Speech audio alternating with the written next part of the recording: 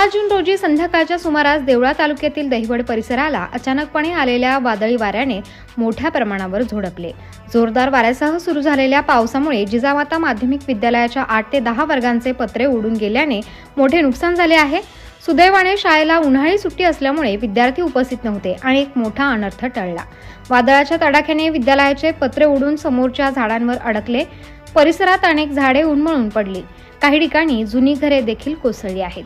शाळेच्या इमारतीचे पत्रे उडून गेल्याचे वृत्त समजताच शाळेचे शिक्षक, कर्मचारी तसेच गावातील सामाजिक कार्यकर्ते तात्काळ घटनास्थळी पोहोचले। त्यांनी स्मार्ट टीव्ही, प्रोजेक्टर, पुस्तकं व इतर शैक्षणिक साहित्य सुरक्षित स्थळी हलवण्यास मदत केली। वादळामुळे वीज पुरवठा खंडित झाल्यामुळे मदत कार्यात अडथळे निर्माण झाले।